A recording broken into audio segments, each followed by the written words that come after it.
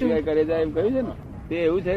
અત્યારે ગઈકાલે બેંક માંથી કોઈ માણસ ગયો હોય આપડે પાડોશી, તે બેંક માંથી રૂપિયા લાવતા પડી ગયા અને ઘેર ઠપકો ખાવો પડ્યો. એ જોઈને આપડે બીજા એક માણસ ને એમ કહીએ કે લે ભાઈ બેંક માંથી રૂપિયા લઈ આવી જો, તો મને મનમાં વિચાર પડી જશે તો શું હું શું કહે એ શું કે છે એની ફળની આશ એટલે એના ભવિષ્ય ચિંતન કર્યા પહેલા છે એનું કામ કરે જાઓ. તમારા તમે નિર્ભય થઈને કામ કરે જાઓ એવું કહેવા માંગે છે. અને ફળની આશ રાખ્યા સિવાય તો આ જગતમાં એક જાનવર તમારી પાસે નહીં આવે, કારણ કે આ શરીરનો સ્વભાવ જ છે ફળની આશાનો. જો જે આ લોકો ફળ માને છે ને એ જુદી વસ્તુ છે. લોકો ફળ માને છે એ વસ્તુ જુદી છે, કૃષ્ણ ભગવાન નું કહેવું જુદું છે. હવે હું કઉ છું એમ જ છે એવું તમારે માની લેવું નહીં. પાછું હું તો મારો અભિપ્રાય બતાવું છું. જો એમ એનો અર્થ થઈ શકે કે કામ કરવું સદધર્મથી સદવિચારથી કામ કરવું એ જેટલો અધિકાર છે એટલો તારો ફળ મેળવવાનો પણ અધિકાર છે. પણ તું કામ કર અને જે ફળનો તારો અધિકાર છે એ વ્યક્તિગત રીતે મળવાનું છોડી દે, સમાજને સોંપી દે. એટલે એ it's a social obligation. Work for an individual is a social obligation. You have a right to work, you have a right to enjoy the fruit of your work. But then leave the right of fruit to the society and let it give as much as you require. એટલે it's a communist principle, a socialist principle. એમ હું એને સમજુ છું. તોય છે તો લોકો 10 જણા આપે બીજા ના આપે, સમજ પડે ને. કોઈ આપી દેવાનું શીખે જ નથી ને લોકો. એ તો ભગવાન શીખવાડે તો કોઈ આપી દેવાનું શીખે એવા નથી. વસ્તુ સીધી તું નિર્ભય થા કે છે કે તું કામ કરે છે ને ફળની આશા સિવાય કે ભાઈ આમ પડી જશે કે તું શું કરીશ, શું આ ધંધો કરવો હોય ને ખોટ જાય શું કરવું, ફળ થાય શું થયું. એટલે પછી માણસ થી તો સંસારે ના મંડાય કરી. આમાં આ જે વાત કરું છું આજે બધી એ મારું દ્રષ્ટિબિંદુ છે. શું છે? અને જ્ઞાન ની વાત કહીશ તે હું તમને એક્ઝેક્ટ કહીશ. એમનું કેવું એમ છે કે કર્મ કરે તો ફળ આવે જ, કર્મ કરે તો ફળ આવે જ.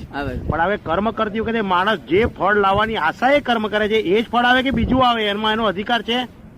કર્મ કરે ફળ આવે પણ આશા વગર તો કોઈ જીવ કર્મ કરે જ નહીં. આપણે અત્યારે જે કર્મ કરીએ અને જે ફળ આવ્યું તો આપણે એમ માની લઈએ કે આ મેં કર્મ કર્યું તો જ ફળ આવ્યું અને આ મારો અધિકાર છે, આ મારા કર્મથી જ આ ફળ આવ્યું. તો એ બેની વચ્ચે શું કહે છે? કર્મનો અધિકાર અને ફળ આવે છે તે કર્મ કરનારની ફળ ઉપર કેટલો અધિકાર છે? ફળ જ કર્મ ને લઈને જ આવે છે. હા, કર્મ હોય તો જ ફળ છે, અને કર્મ નથી તો ફળ નથી. શું છે? બરોબર. તને સમજ ને. અને તે કર્મ પુણ્ય કર્મ છે તો ફળ આવશે, અને એનું એ જ કર્મ પાપ કર્મ છે, પાપના ઉદય થી થયેલું છે કર્મ, તો ઉડતું ખોટ જશે. શું કહ્યું? મહેનત કરીને ખોટ લાવશે.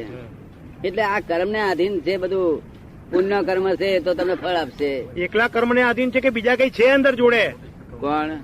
કર્મ જે થાય છે અને ફળ આવે છે તે એકલા કર્મ ને લીધે ફળ આવે છે કે બીજું કઈ છે તારે ફળ આવે છે? બીજું કશું જ નથી. કર્મ જ બધું ફળ આપે છે. આ તમને આ જેમ છતાં અહીં વાવમાં જઈને તમે કહો કે તું ચોર છું તો પછી એ તરત વાવમાંથી પડઘો પડશે. શું પડશે? તું ચોર છું.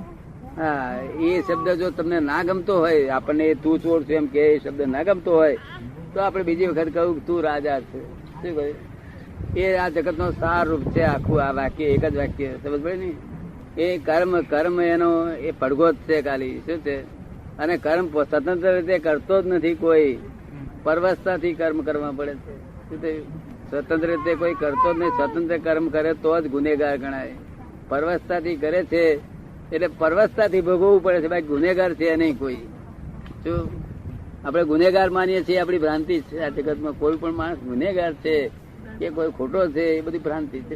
કર્મની સાથે ફળ જુદું ના પડી શકે, ફળ છોડી ના શકાય, ફળનો અધિકાર છોડી. વાવમાં જઈને પડઘો પાડ્યો, એ માણસ જો વાવ ના હોય તો પાછું આવે ખરું પડઘો?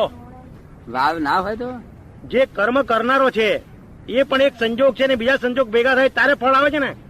હા, એ તો બધા સંજોગ ભેગા થાય તો જ ફળ. હા, એટલે કર્મ કરનાર એમ માને કે આ ફળ મારે લીધે જ આવ્યું છે તો એ ભ્રાંતિ છે કે હકીકત છે? એ તો પણ એને એ તો અહંકાર એવું જ માને ને. પોતે કર્યું તેનું જ ફળ છે ને, કર્યાનું ફળ જ છે. એ તો દેવા જેવું કેવું પડશે. જો એ પછી ભાઈ ભેગું થઈને આવ્યું એ તો કુદરત ની કરામત છે. તો પણ પેલા ને એમ જ લાગે ને મેં કર્યું તો આવ્યું. આ જો તો ને કર્મ કરતા જ છે, પોતે કરતા માન્યો છે અને કર્મ થાય છે, પોતે કરતા છે અને કર્મ થાય છે. જો કરતા ના માને, પોતે કર્મનો કરતા ન માને તો એ કર્મ છે તે વિલય થઈ જાય. પોતે કર્મનો કરતા ન માને તો વિલય થઈ જાય. આ કેવી રીતે પ્રાપ્ત થાય ટૂંકમાં સમજી લેવાની જરૂર છે. આ સંસાર આપણને પોસાતો હોય તો કશું સમજવાની જગત આગળ જરૂર નથી. આ જો સંસાર આપણને કઈ હરકત કરતા થતો હોય તો આપણે જાણવાની, અધ્યાત્મ જાણવાની જરૂર છે. તો અધ્યાત્મમાં બીજું કશું જાણવાનું, સ્વરૂપને જાણવાની જરૂર છે. હું કોણ છું એ જાણ્યું કે તે બધા પઝલ સોલ્વ થઈ જાય. ગીતા હું સોલ્વ થઈ જાય, દરેક વસ્તુ સોલ્વ થઈ જાય. પછી આમ તો પાર આવે એવું નથી. આમ ભરવાના ભલાઈએ અને પાર આવે નહીં. ફક્ત સ્વરૂપ જાણી લેવાની જરૂર છે.